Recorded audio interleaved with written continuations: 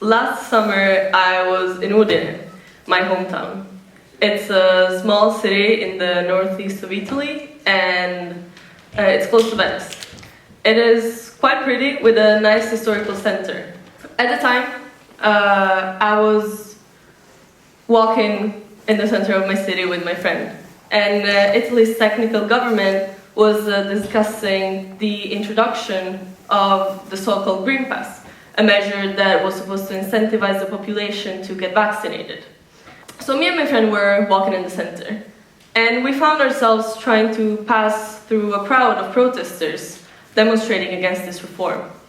Some of the slogans that we heard were the dictatorship of the Green Pass, or Together for Freedom against vaccine discrimination. These were screamed in the streets of the entire country. Turin, Rome, Naples, Milan, and not just Italy. In the US as well, end the pandemic, or build immune system and not a vaccine schedule. The people who scream these slogans are mostly given the name anti-vaxxers or denialists, what they're called in Italy.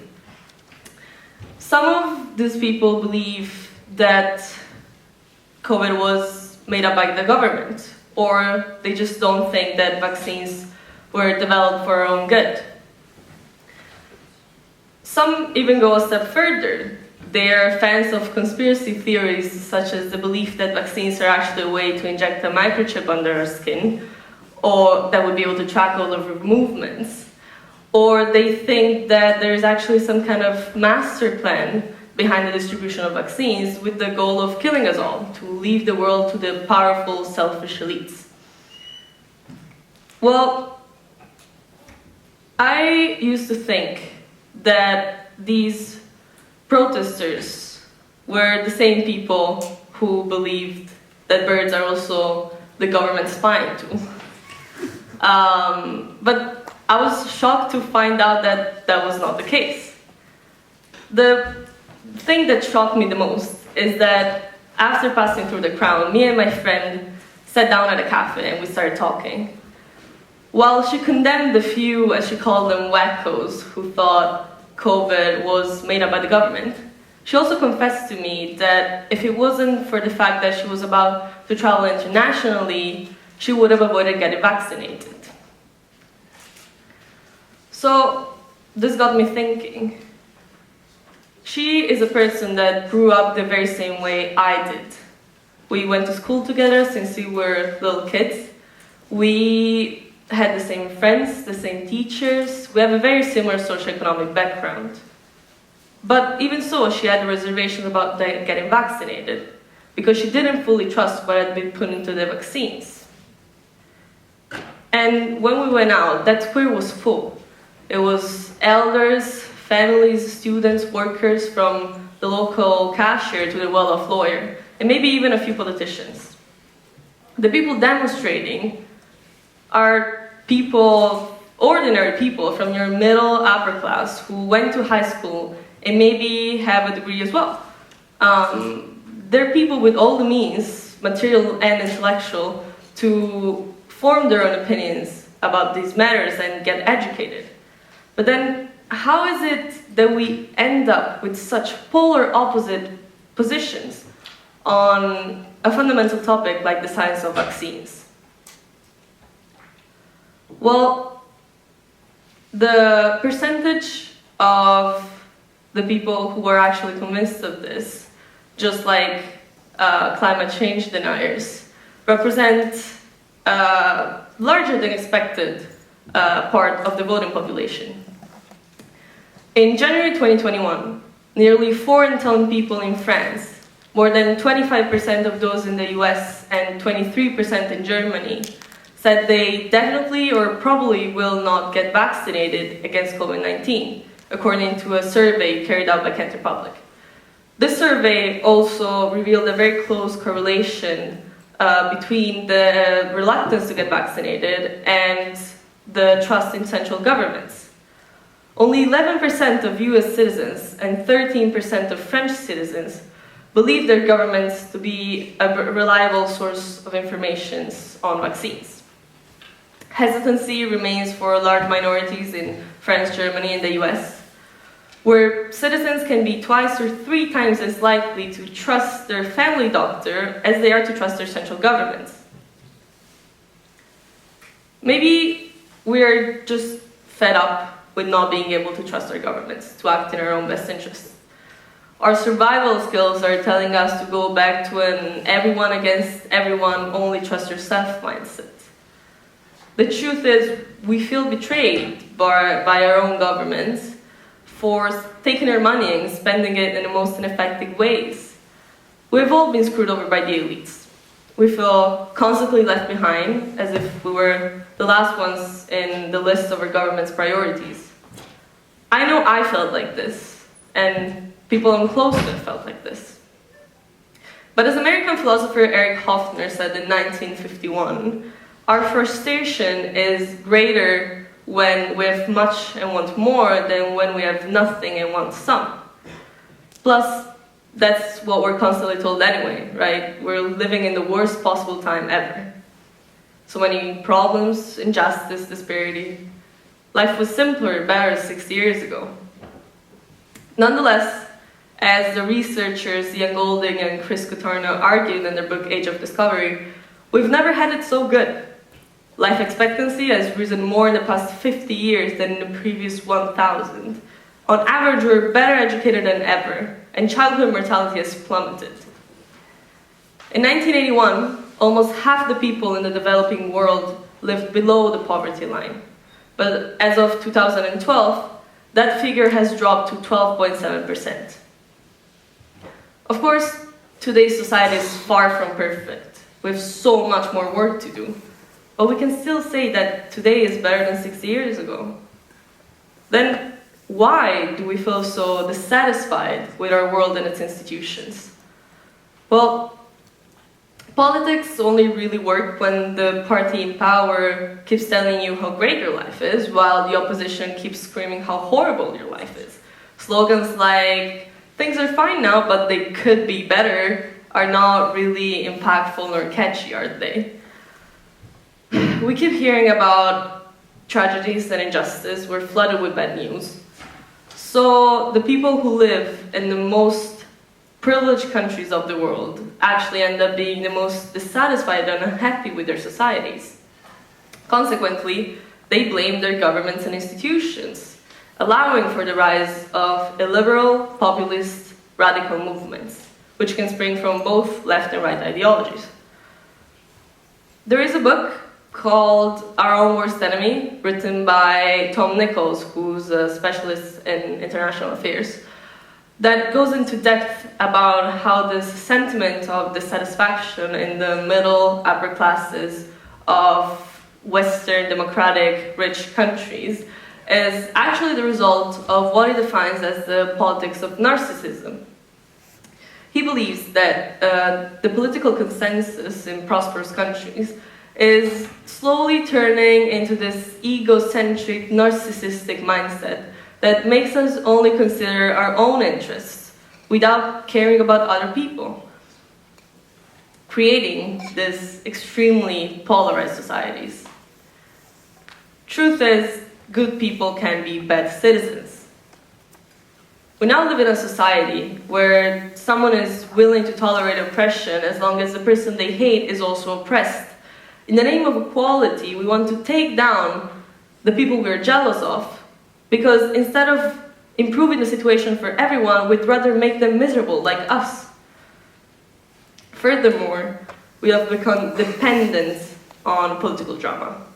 We want to believe that these elections are gonna change the future of the world, because we want to feel like we're indispensable actors of our society. Also, thanks to the web, we now have the means to educate ourselves about what is going on in the world without really needing to ask for anybody's help.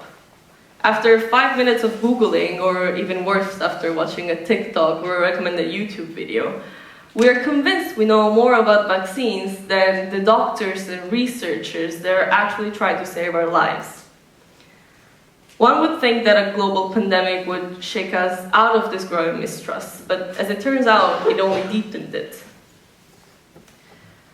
But how do we get to this point? Is it really just our narcissism? Well, when we look at the facts, we notice that this change in mentality has been accompanied, if not caused by, the artificial intelligence revolution. In 2012, teenagers started having smartphones in their pockets. That is also when depression rates in teens and preteens started rising exponentially. A new way of influencing the public's opinion has been making its way into each one of our homes, and it is now dominating communications and modes of information. How does this work? Well, first of all, we're constantly flooded with content that leaves us with an everlasting sense of anxiety because it overloads our capacity to process everything that we're shown. Social media's design creates this superficial reward system through likes, hearts, comments, views that has now tied us into this performative culture where the more we share and show to the world, the more we get these temporary confidence boosts that feed into our egocentric narcissistic nature, but at the same time always leave us craving more. We're always looking at what everybody else is doing. We are addicted to the dopamine our brain releases every time we get a new like. We know that if you scroll one more time, you are going to get new content, new information, new drama. We're forever interconnected. We're constantly under someone's eyes. We can reach out to anyone in the world whenever we want, but at the same time we're closed off in our rooms in front of a screen, slowly forgetting how normal social interactions actually look like. And yes, we should probably blame ourselves, the consumers, because we should know better than to be influenced by these mechanisms. But at the same time, are we really the consumers? Is it completely our fault? In 2020, Netflix released a film/documentary called The Social Dilemma that features this team of technologists and ex-employees of the biggest social media companies who came out of the dark to show to the public the real destructive power of these platforms. They explained that we aren't paying for social media because we are what is being sold. Our attention, our opinions are the real products. Platforms like social media continuously harvest our data and sell it to the highest bidder, who in exchange gets to show us targeted advertisements without anyone really knowing or controlling any of these processes. The algorithms try to capture our attention, they need our engagement. Therefore, they automatically create these virtual echo chambers where we only encounter opinions and information that reinforce and reflect our own, making everybody else look dumb. As Nichols very clearly put it, we get to think we are the smartest person in the room because we are the only person in the room. You could think that you are above all this, that you're not affected by any of these mechanisms. But again, are you going to be so narcissistic to think that something that is affecting the majority of modern society doesn't apply to you? Plus, even if you were, by just doing a quick Google research, the results that are going to be shown to you will change based on your location, and obviously all the other data that has been collected on you. So you can never think you're not a part of this. For a while, I thought I knew what I was doing. I went on social media, I read the news online, I watched my recommended YouTube videos. I mean, why not? They fit my interests perfectly. I don't even need to look for the stuff that I want to see. And that is exactly the problem.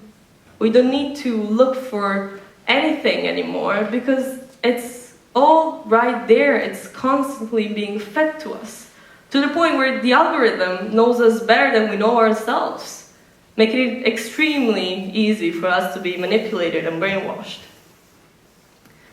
So even though my friend and I had basically the same background, our social media homepages looked way different, just because she maybe once clicked on a different article by mistake.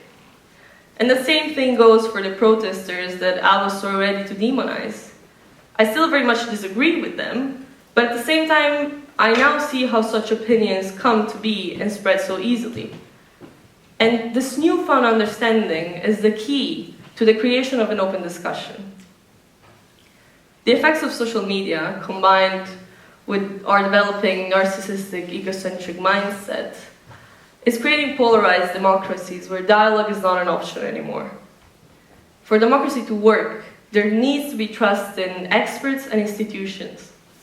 Fact-checking and awareness about the real destructive power of the web and the media need to be considered carefully, as well as how these algorithms are used.